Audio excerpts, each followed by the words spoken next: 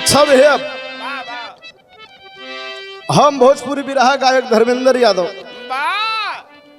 गाजीपुर वाले, जैसे हमारे बड़का भैया शशि लाल जी बतौले कि गाजीपुर और चंदौली के बीच मुकाबला हो, और हमारे सामने हमारे गुरुदेव बैठे हुए हैं। एक हृदय विदारक घटना आप लोगों के सामने प्रस्तुत करत है। हमें आशा नहीं, पूर्ण विश्वास है कि आप लोग को जरूर पसंद आएगा। कैसे मास्टर?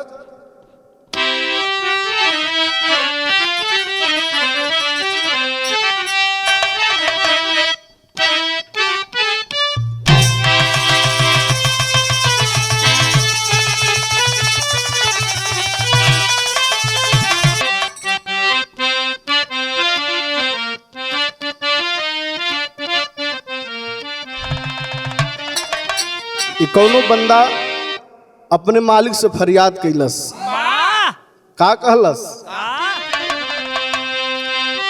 कि कभी गम न देना,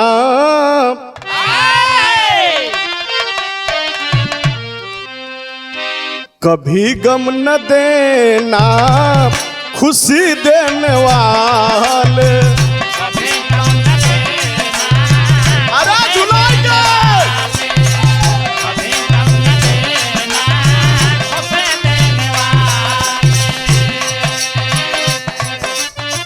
बाबा पीछे पीछे। कभी गम न देना खुशी देने वाले,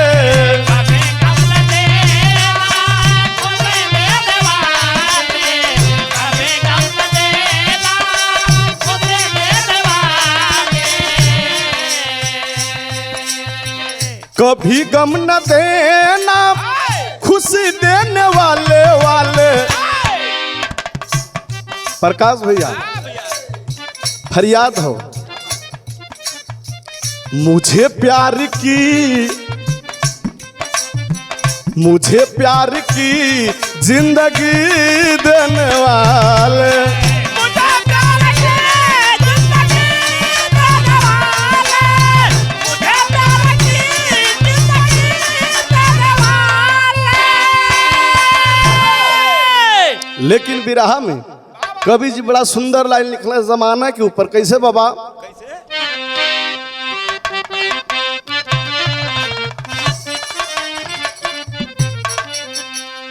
अरे जालिम है दुनिया, दुनिया है जालिम, जालिम जमाना,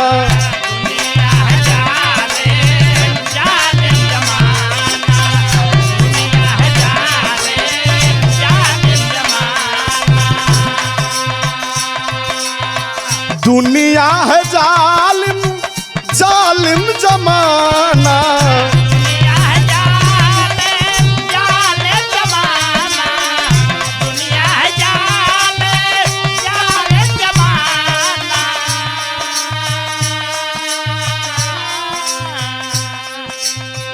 दुनिया है जालिम, जालिम जमाना, जमाना।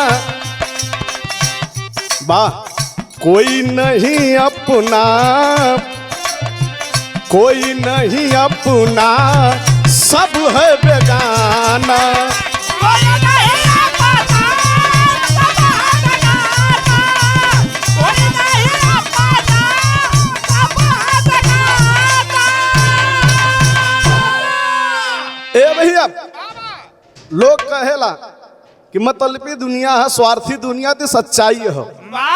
कहानी आपके साबित कर दी। कहानी का शुरुआत मास्टर।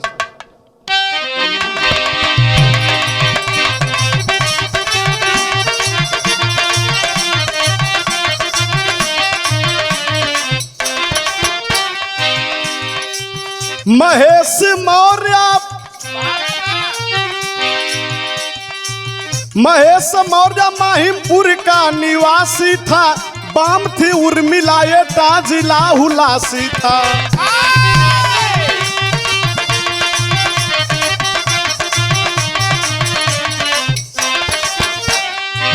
रहा गरीब, रहा गरीब अल्लाह भरोसे जीता था, पड़ी थी लत बुरी, दारू रोज पीता था।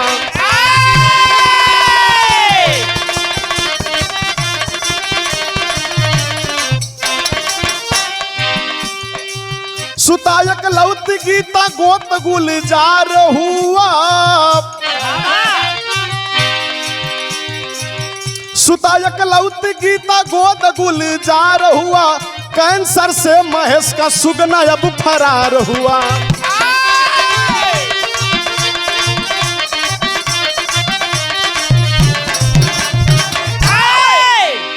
ए भैया, एटा जिला के अंदर एक गांव आवेला, जौने गांव का नाम कवि जी माहिमपुर बतौले। वही माहिमपुर का रहे वाला जेकर नाम बतावल गल महेश मौर्य। ए बाबू, महेश मौर्य बड़ा गरीब परिवार से हुए। घर में एक दुल्हन बा जौने का नाम उर्मिला बा। जीवन यापन करत हुआ हो बाबू। धीरे धीरे कुछ समय बीतल तो एक बिटिया पैदा भइल, जौने बिटिया का नाम माई बाबू गीता रखले। धीरे धीरे गीता 8-10 साल के भइल। ए बाबू, लेकिन महेश मौर्य का आदत बड़ी बुरी रहल। सांझ के खाए के कुछ मिले चाहे न मिले, लेकिन दारू जरूर चाहे उनके। हित मीत संगी साथी समझाए के हार गई, लेकिन उनके लत लग गई रहल। ए बाबू, इतना दारू पियले कि कैंसर से पीड़ित हो गई महेश। उर्मिला बेचारी लोगन से कर्जा मांग के इलाज करौलस, लेकिन महेश बचले नहीं, ये दुनिया के छोड़ के चली गई। ए बाबू, उर्मिला अपने बिटिया गीता के लेके समझावत कि अरे पगली, हमार भाई सुरेश टीचर हो, चलल जी मायके में दिन बीती। तब भैल का मास्टर एक लाइन गीत हो,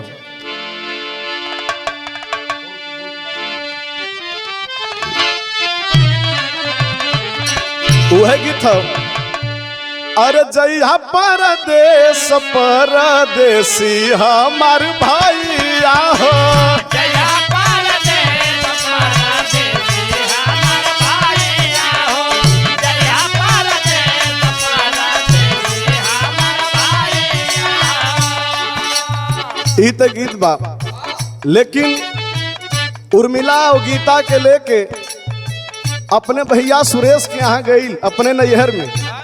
जब नैहर में गई हो, 5-4 महीना बीतल। गीता के उर्मिला के देख के सुरेश के औरत बड़ी भीतर भीतर जलन रखे। एक दिन रात के समय वो दुल्हन अपने सैया मास्टर सुरेश से कहलस कि ये सैया, आखिरकार इकुल अमहन के घर का फसरी बन जाइए है एक दिन। धीरे धीरे गीतवा सयान हुई, शादी करे बदे 10 लाख 15 लाख चाहिए तो कहाँ से ली बा। ए बाबू, ई बतिया गीता सुनलस, अपने मतारी से कहत है का,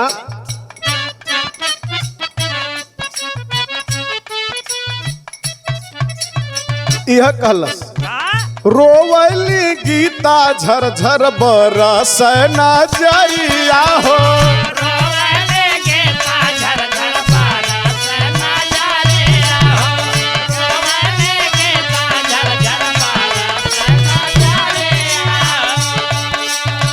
रोवली गीता झरझर बरस नजरिया हो, माई से दिहाली बताई हो,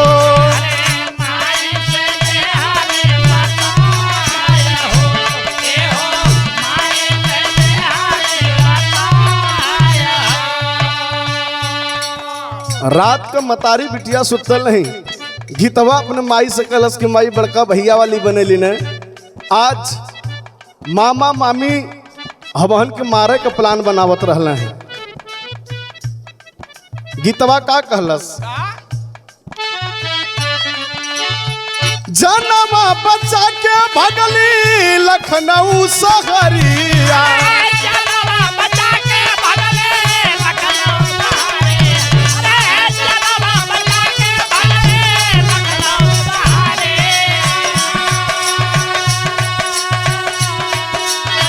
पेटवा के कारण बाबू बनली भिखरिया बेटवा के कारण बाबू बनले भिखारिया बेटवा के कारण बाबू बनले भिखारिया गीतवा से लोगवा करेला मस्करिया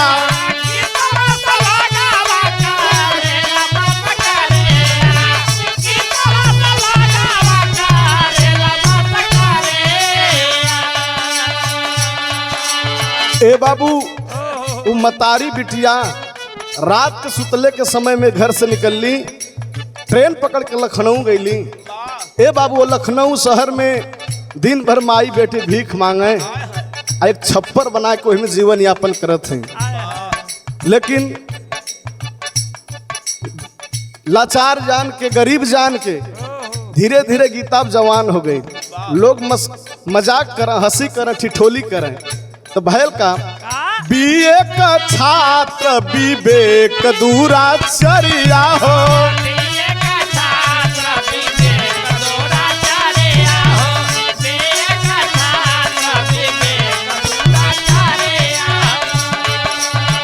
बीए का छात्र विवेक दूराचर्या हो दिलवा में लिहाल बसाई हो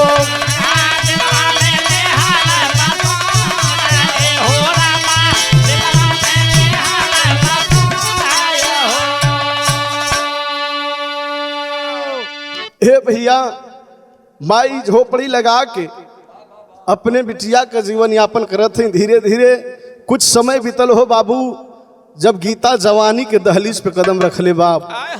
जमाना बाउर बा, जमाना का लोग बाउर बाड़े। वही रास्ते से एक विवेक नाम का लड़का जो बीए का छात्र था वही रास्ता से आवे तो गीता के देख के बोली को बोली बोले। ए बाबू भयल का एक दिन तर्ज बदल गई।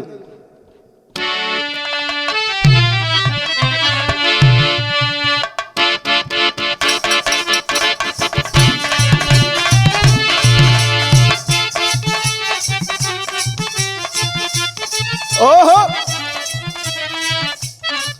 गीत है बा सनी कुमार सनिया का।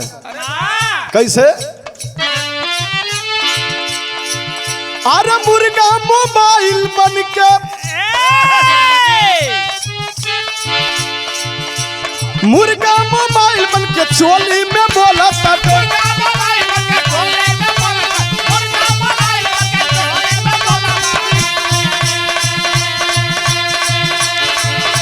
मुर्गा मोबाइल बन के चोली में बोला था दिन भर कर तट कुकू कुकू कुकू कि दाना खइबे रे मुर्गावा कुकू कुकू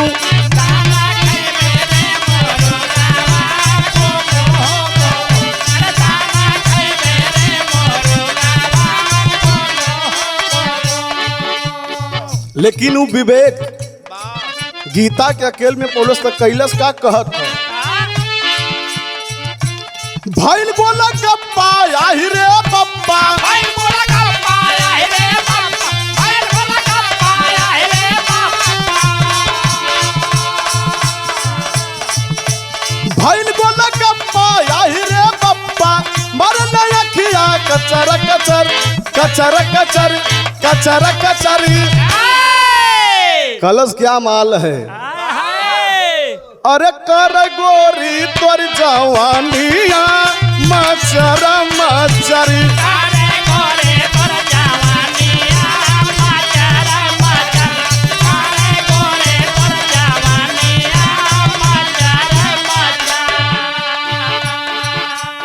हे बाबू गरीब के बिटिया बा कुछ नहीं बोले, लेकिन एक दिन फायदा उठौलस का। एक दिन जाई पकड़ा कलाई रात अंधियरिया आई जी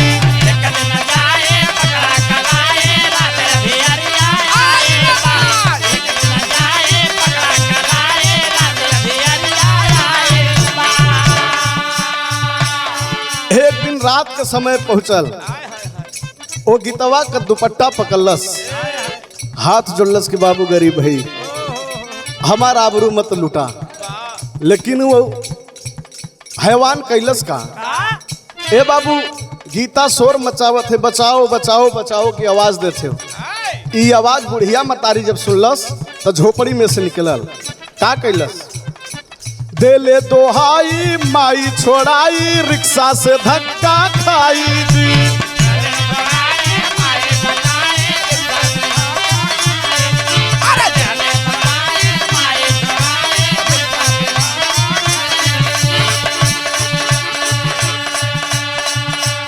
जौने समय बुढ़िया मतारी ओ विवेक के हाथ से अपने बिटिया का हाथ छोड़ावत थे, हरामजादा इतना जोर धक्का दिया कि बुढ़िया रोड पे गिर गई। रिक्शा से धक्का लगल तो रिक्शा में से उतरल के अनवर बोलत बा रिक्शा रोकत बा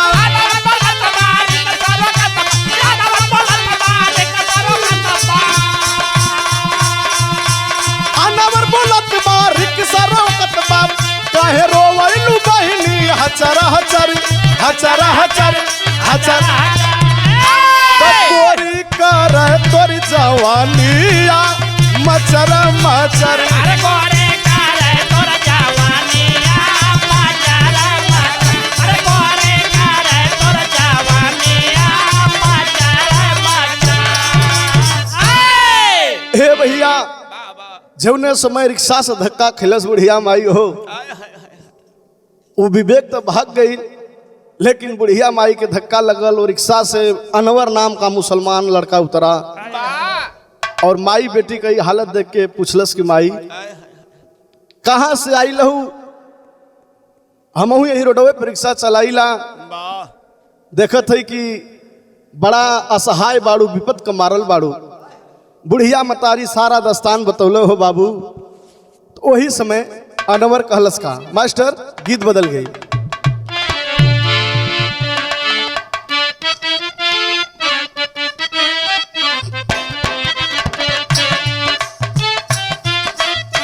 शशि भैया गीत बड़ी लहरेदार बा कैसे ना फास रही बहुत डाउन हो जाती कवन गीत हो ना ही कोठा ना अटारी ना पलानी में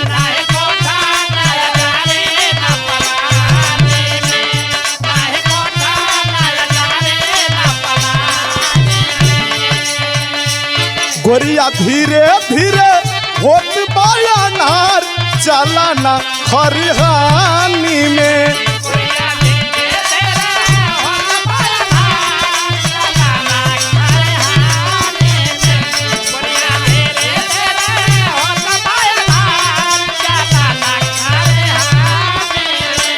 लगल रहा गोरिया धीरे धीरे होत बाया नार चलाना खरिहानी में ना ही कोठा ना अटारी ना पलानी में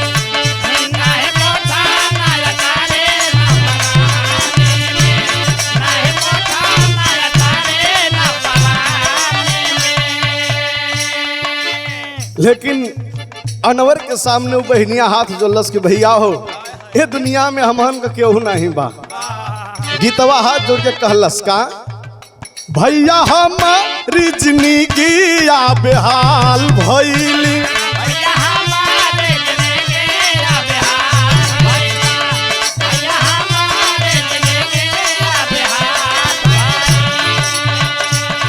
जियल दुनिया में भइल दुसवार जवानिया जवाल भइली जियल दुनिया में भइल दुसवार जवानिया जवाल भइली भैया हमारी जीवानिया बेहाल भइली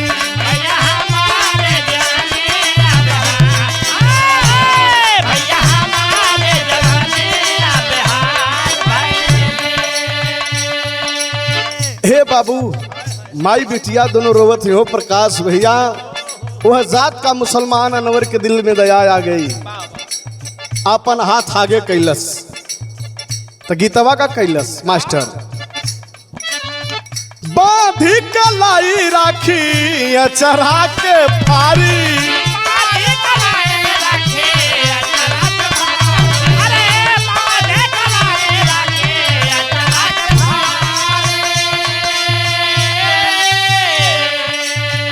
अनवर के घरे अली बेटी महतारी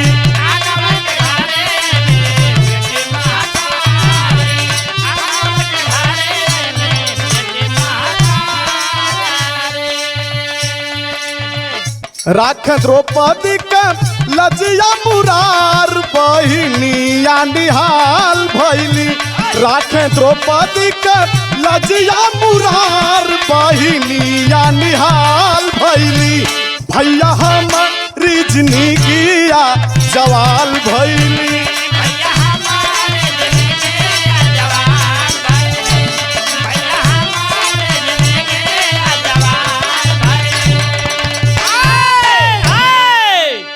ए भैया गीता का और उर्मिला मतारी का बात सुन के अनवर के दिल में दया आइल कहलस कि माई हम ये दुनिया में अकेले है आज के बाद तू ये फुटपाथ पे ना रहबू रिक्शा में बैठा हमरे घरे चला ए बाबू बुढ़िया मतारी और गीता बहिन के अनवर रिक्शा में बैठा के वही लखनऊ शहर में अपने खोली पे लेके अइले तो टेरी में कहना मास्टर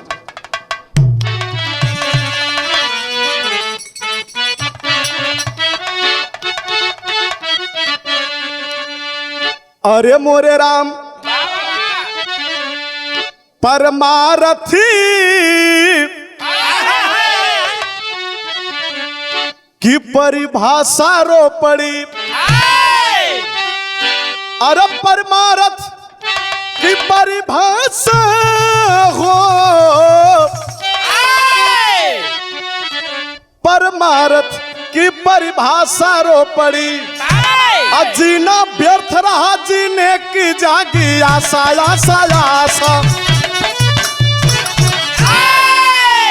परमारथ की परिभाषा रो पड़ी जीना व्यर्थ रहा जीने की जागी आशा ए बाबू अब बुढ़िया मतारी और गीतवा के आभास हो गल कि हमन दुनिया में जी लेवल जाई ए बाबू माई बेटी घरे पे चूल चौका करें ए बाबू अनवर सवेरे के टाइम रिक्शा निकाले शाम के लेके आवे धीरे धीरे 2-4-6 महीना बीतल हो बाबू एक दिन सुबहिया के टाइम अनवर रिक्शा लेके निकलल लखनऊ में एक चौक पे रिक्शा लगा के खड़ा हो तो भैल का मास्टर यहाँ गीत हो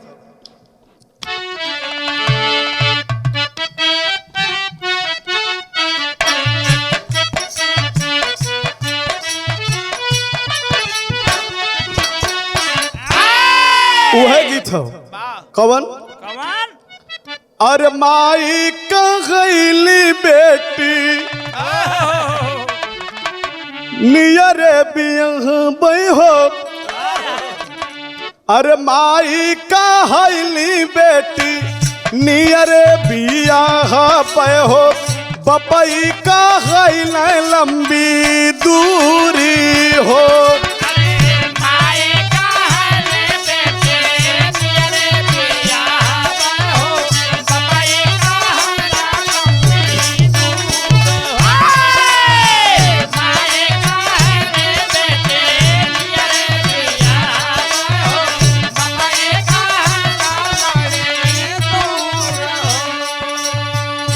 ए बाबू सुबह का टाइम बा अनवर रिक्शा लगा के खड़ा है कि कोई पैसेंजर आवे तो हम लेके जाएं तब तक सामने से देखलस के एक बड़ा धनवान व्यक्ति लग रहा है सूट बूट पहिर ले बा हाथ में गोल्डन कलर का घड़ी पहिर ले बा अनवर बड़ा खुश भई कवि जी लिखल है का अनवर चलावे रिक्शा मिला अधिकारियों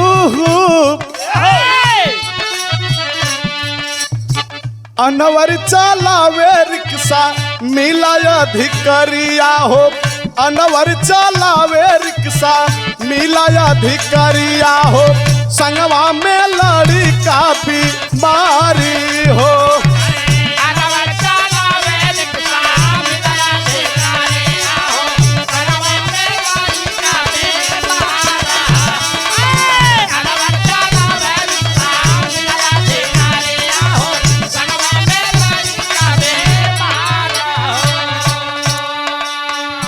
जब वही वह व्यक्ति रिक्शा के पास आया बाबूजी, अनवर रिक्शा से उतरल, कहल कि बाबूजी कहाँ जाए के हो? कहले कि बेटा हमें पीजीआई हॉस्पिटल जाना है। का कहले कि लेके पीजीआई गई ना, डॉक्टर बोला मानिया,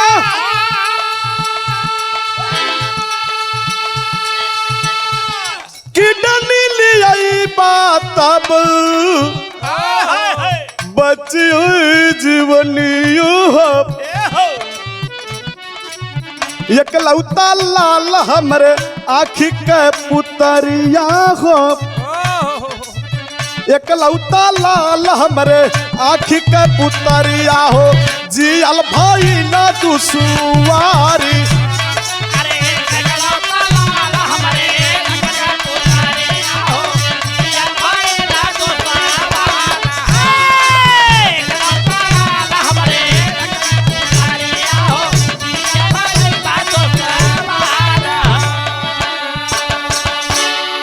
ए भैया अनवर लेके पीजीआई हॉस्पिटल गई। कलश के साहब कितना टाइम लगी? कहले कि बस बेटा 1 घंटा का समय हमें दो, जाएंगे डॉक्टर को दिखाएंगे, तुरंत रिटर्न आएंगे, फिर हमें उसी जगह छोड़ देना। ए बाबू अनवर रिक्शा में बैठल बा, वह व्यक्ति हॉस्पिटल के अंदर गया। लगभग 30-35 मिनट के बाद जब बाहर निकला तो गईले तो चेहरा पे खुशहाली रहल, अइले बाबू तो चेहरा उदास बा। अनवर पूछलस कि बाबू आखिरकार का हाल चाल बा? बाबू ठीक ठाक बा न? लेकिन वह व्यक्ति बोला कि नहीं, एक ही हमारा बेटा है, दोनों किडनी फेल हो गई है। अनवर कलश साहब लोग कहने कि डॉक्टर भगवान हुआ करते हैं, कौन उपाय ना बा का? वह व्यक्ति बोला उपाय है, अगर कोई किडनी हमें दे दे तो मेरा लाल बच सकता है। तो अनवर एक बात कहलस, का कहलस? वही में वही भाव में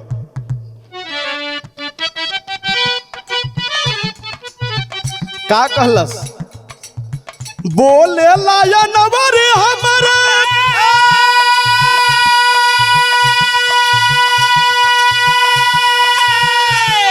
धर्म का बहिनिया हो, अकरबा दिनेश से शादी पैबा की डनिया हो। कहलस कि साहब हमारे एक धर्म का बहिन बा, अगर अपने बेटवा दिनेश से हमरे बहनिया के शादी कर देबा तो हम अपन दोनों किडनी देवे के तैयार हैं। वह व्यक्ति बड़ा खुश हुआ। भैल का मास्टर भैल सहमत साहब भरल हुकरिया हो, भरल सहमत साहब भरल हुकरिया हो, लेला की डनिया हमारी हो।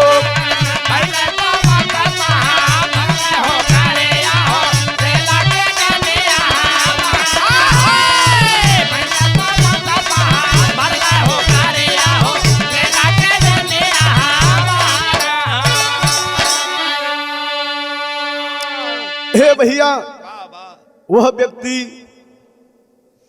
बोला कि तुम्हें धन दौलत से तौल दूंगा।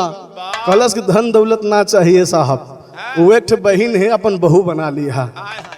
तुरंत वही हॉस्पिटल में फिर दिनेश और वह सेठ और अनवर गईले। ए बाबू डॉक्टर से मिलल अनवर, कलश साहब हम अपने इच्छा अनुसार अपनी किडनी दान करना चाहते हैं। डॉक्टर देखा था अनवर के ऊपर से नीचे लेके के मौत का कोने के डर नहीं बा। तो विदेशिया में कहना हम मास्टर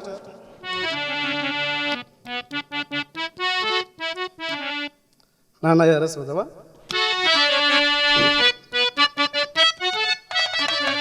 अरे बहुत समझावे डॉक्टरी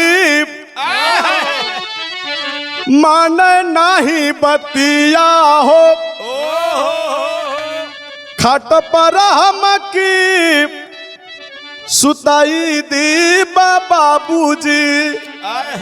डॉक्टर समझा रहा रे पगला मर जाएगा।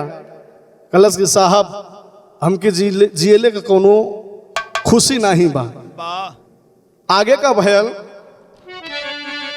किडनी सारी मोरी यही दिनेश के लगाई दे बाप जीवन मोरा सार्थक बनाई दी बाबूजी। कहलस कि हमार किडनी निकाल के ये दिनेश के लगा दा, हमार जीवन धन्य हो जाई।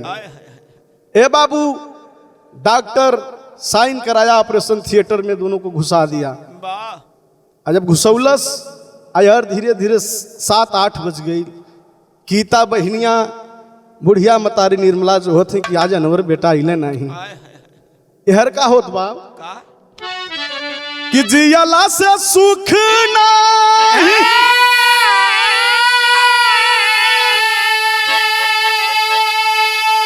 ये पंचमुआला पे दुख नहीं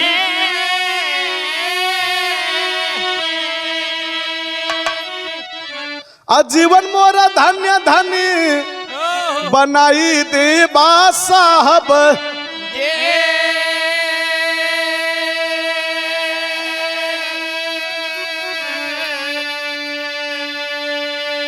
कहलस कि हमें मरले जियले के गम नहीं है। ए बाबू यहर बुढ़िया मतारी और गीतवा जो होत हई यहर किडनी का आदान प्रदान हो गया तो पहपट लगल।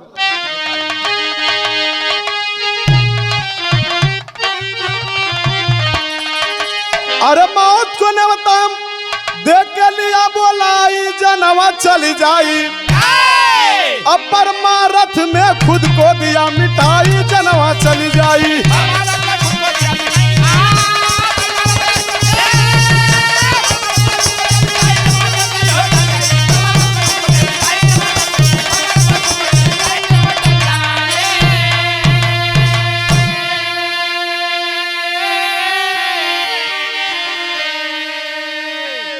दिनेश के बगल में पड़ल अनवर का 4 पाई हो खराब किडनी डॉक्टर साहब अनवर को दिए लगाई हो। अरे दिनेश की हालत गली सुधार में आई जनवा चली जाई अवादा कह के साहब गए भुलाई जनवा चली जाई।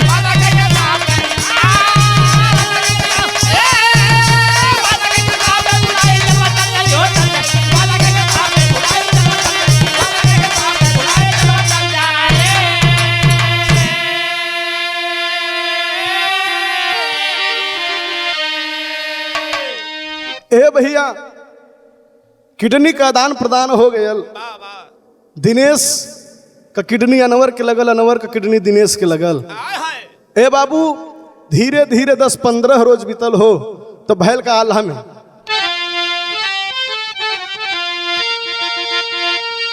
अरे परोपकार बना साधु का शरीर भैया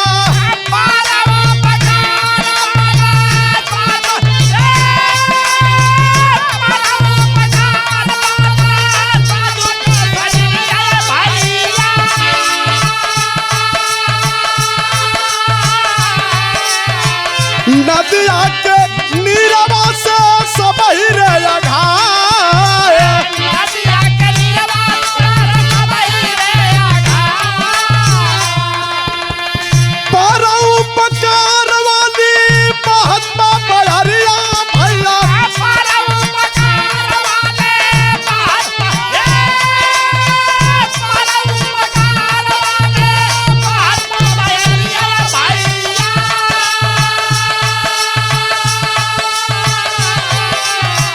पेड़वा के फलवा से सब ही रे घाय पेड़वा के फलवा से सब ही रे घाय।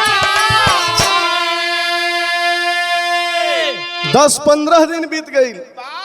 अब यहर दिनेश को छुट्टी होखे वाली हॉस्पिटल से हर बुढ़िया मतारी आ गीता बहन जो के अपने भैया के थक गईली पता लगावत ही पता नहीं लगा था तो भयल का अरे कलिया दिनेश बाबू आई है भवनवा भैया कलिया दिनेश बाबू आई कलिया दिनेश बाबू आई है भवनवा भैया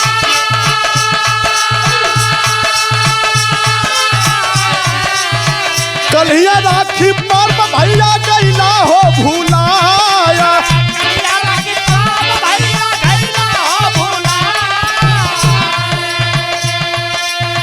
बोला ही तनात काहे सेठ पगलाइल हवा।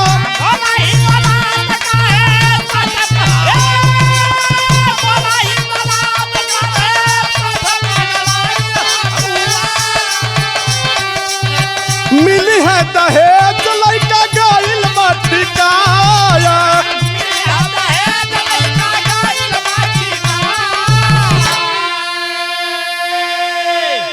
हे भैया यहर दिनेश हॉस्पिटल से डिस्चार्ज कर दिया गया, बिल्कुल स्वस्थ है। यहर अनवर अब तब बहिल हो। ए बाबू वही रतिया के अनवर के प्राण पखेड़ उड़ गया। जब उड़ल हो भैया अनवर का जनाजा माई के बहन के सुपुर्द कर दिहल गयल। यहर दिनेश के बाबूजी के लोग समझावत हो कि मर्दवा पगलाइल हुआ, लइका ठिका गई, बढ़िया दान दहेज भी मिली, 2-4-5 लाख होके दे दा। लेकिन बाहर सेठ वादा का पक्का निकला। भैल का मास्टर अलहवई में रही लगा था सदर।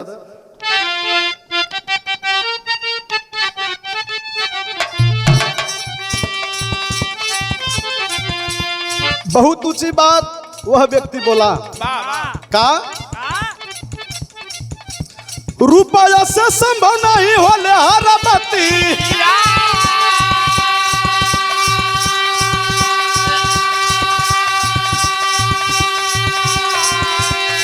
बोले मौर्य साहब गईला हो लाजा।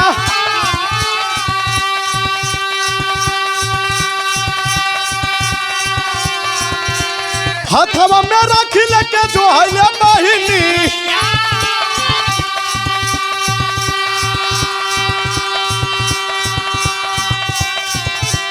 अइला नहीं भैया माई रहल समझा।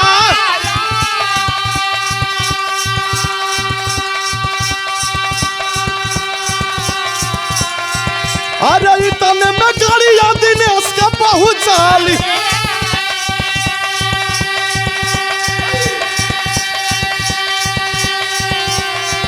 अरे माई बेटी घरवा में गईली पारा।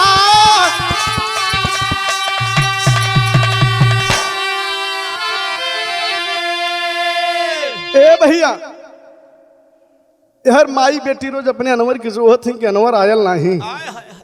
सुबह के टाइम बा वह सेठ जी अपने बेटा दिनेश को गाड़ी में बिठाकर बाबू हो लेके दरवाजे पे अइले। गीता और उर्मिला डरा गई कि कैसन गाड़ी आ गई हमन के दुआरे। लेकिन वही गड़िया में प्रमाण मिलल कि वही गड़िया में अनवर का जनाजा भी रखल रहल। जब बहरे निकलना हो बाबू गीतवा छाती पीट पीट के रोवत थे। बुढ़िया मतारी पागल हो गई। ए बाबू सबके सामने वह दिनेश गीता की मांग को भर दिया तो खड़ी लग गई।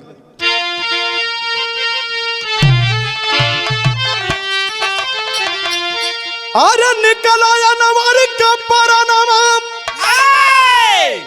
सहनाई रो पड़ी तो झंखर छपन धनमा सहनाई रो पड़ी।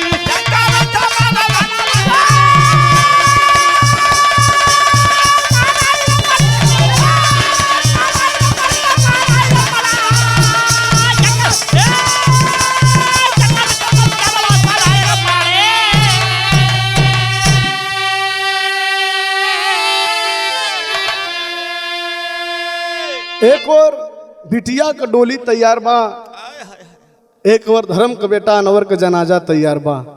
बुढ़िया मतारी पागल हो गई है, रोवत रोवत एकदम छत बिछत हो गई है। प्रमाण मिलल का अरे पुत्र वियोग में माई ताजली शरीरिया रोवैली गीता झर झर बरस नजरिया।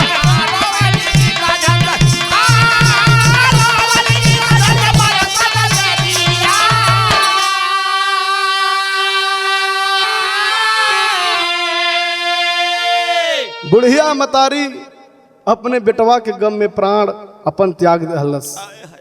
लोग समझावत हुए गीता के की विधि का विधान बा, जो आया है उसे एक दिन जाना है, पागल मत बना, डोली में बैठ के अपने घरे जा। तब भैल का मास्टर अरे एक डोली मारे घट पे गईली जलाई, और दूसरी डोली करबाला में गईली दफनाई।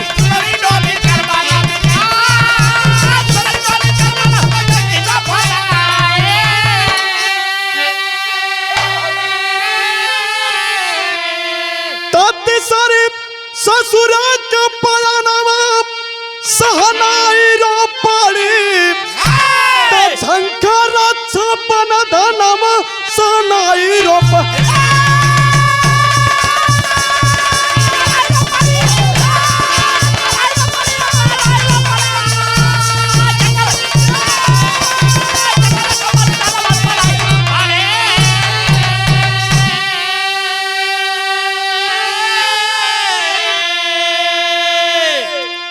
गीता अपने पति दिनेश के साथ अपने ससुराल चली गई।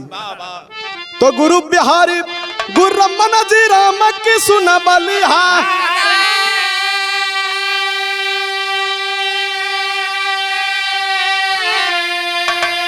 अरे कथन करे कबीराम प्रसाद बनारसी बना पुजारी।